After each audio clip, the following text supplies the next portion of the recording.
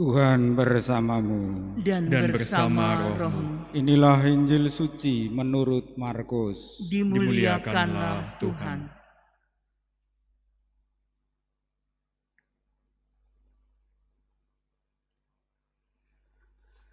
Pada suatu hari, seorang ahli Taurat datang kepada Yesus dan bertanya, "Perintah manakah yang paling utama?" Yesus menjawab, "Perintah yang terutama ialah, dengarlah hai orang Israel, Tuhan Allah kita, Tuhan itu Esa. Kasihlah Tuhan Allahmu dengan segenap hatimu, dengan segenap jiwamu, dengan segenap akal budimu, dan dengan segenap kekuatanmu. Perintah yang kedua ialah kasihlah sesamamu manusia seperti dirimu sendiri. Tak ada perintah lain yang lebih utama daripada kedua perintah ini." Lalu kata ahli Taurat itu kepada Yesus, "Guru, tepat sekali apa yang kau katakan, bahwa Allah itu Esa dan tidak ada yang lain kecuali Dia. Memang mengasihi Dia dengan segenap hati, dengan segenap pengertian, dan dengan segenap kekuatan, serta mengasihi sesama manusia seperti diri sendiri, jauh lebih utama daripada semua kurban bakaran dan kurban lainnya." Yesus melihat bagaimana orang itu menjawab dengan bijaksana, lalu Ia berkata, "Engkau tidak jauh dari kerajaan Allah."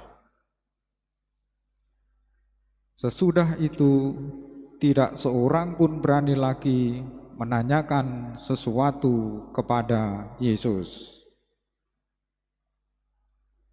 Demikianlah sabda Tuhan. Terpujilah Kristus.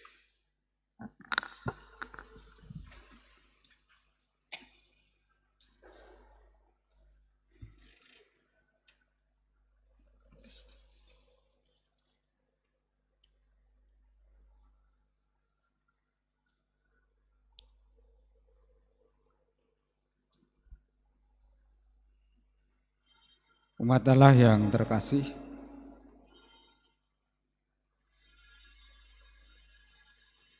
perintah mengasihi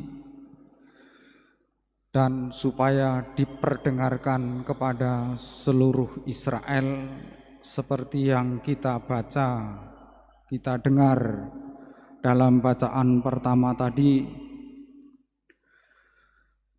Setiap hari dikumandangkan dari sinagoga ketika itu, seperti kalau saudara-saudari kita yang beragama Islam, seperti azan dikumandangkan terus-menerus 5 kali dalam 24 jam. "Dengarlah hai Israel, Tuhan Allah kita itu Tuhan yang Esa." Begitu terus-menerus setiap hari. Tetapi mengapa ahli Taurat bertanya kepada Yesus? Pastilah ahli Taurat tadi hanya mau mencobai Yesus. Memang dalam seluruh kitab Taurat ada banyak sekali berupa hukum-hukum. Ada 613 hukum. 365 diantaranya berupa larangan, jangan begini, jangan begitu. Dan ada 248 berupa perintah, kamu harus begini, kamu harus begitu. Jawaban Yesus tadi mengutip kitab Ulangan yang kita dengar tadi, dalam kitab Ulangan bab 6 ayat 4-5, bahwa perintah yang terutama dan yang utama ialah, kasihlah Tuhan Allahmu dengan segenap hatimu, dan dengan segenap jiwamu, dan dengan segenap akal budimu, dan dengan segenap kekuatanmu. Kemudian Yesus merujuk pada kitab Imamat bab 19 ayat 18, ditegaskannya bahwa perintah yang kedua ialah kasihilah sesamamu manusia seperti dirimu sendiri. Ditandaskannya pula oleh Yesus, tak ada perintah lain yang lebih utama daripada kedua perintah itu. Kita tahu dari seluruh 613 hukum Taurat itu memang bobotnya berbeda-beda. Yesus sendiri di lain kesempatan juga mengungkapkan kepekaan akan bobot itu. Misalnya mengenai hukum hari Sabat. Kewajiban menguduskan hari Sabat dibawakan pada kewajiban berkorban dan melaksanakan belas kasih. Kedua perintah yang dikutip Yesus dari kitab Ulangan dan kitab Imamat yang terdapat dalam kitab Taurat. Dalam hal yang pertama, perintahnya terdapat setelah menegaskan mengenai keesaan Tuhan Allah orang Israel. Lalu penegasan itu dihayati sebagai perintahnya dengan komitmen penuh. Itulah yang dimaksud dengan segenap hati, jiwa, dan kekuatan. Perintah mengasihi Tuhan Allah dengan sepenuh-penuhnya, termasuk ayat-ayat suci yang wajib didoakan 2 kali sehari, pagi dan petang oleh orang Yahudi yang saleh di sinagoga.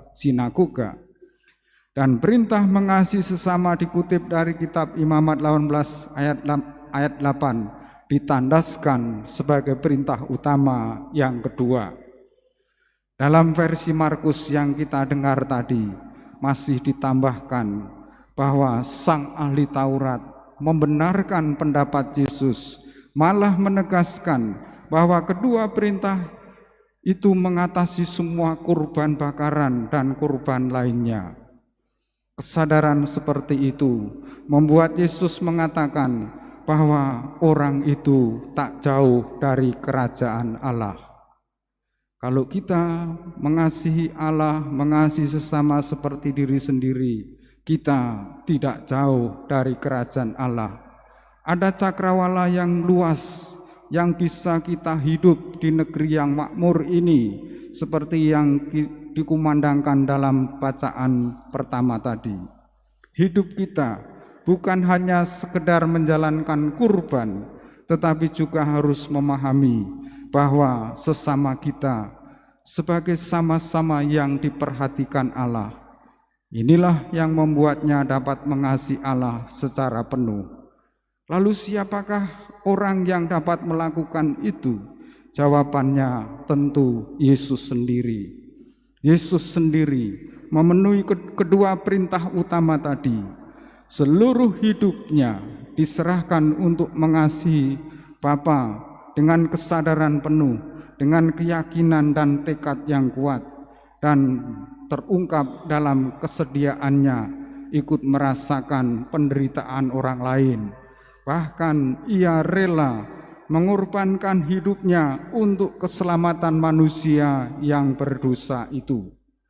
Dan Yesus punya keyakinan bahwa semua orang harus dikasihi karena Allah sendiri mengasihi semua orang. Inilah inti dan dasar hidup beragama, adalah kasih kepada Allah, kasih kepada sesama, seperti mengasihi diri kita sendiri. Kita harus jujur. Kadangkala dalam hidup bersama, dalam keluarga, dalam lingkungan, dalam masyarakat, kita egoisme, ada iri hati, ada kebencian, ada sakit hati, dan semua itu melanggar inti hidup beragama, yaitu perintah mengasihi.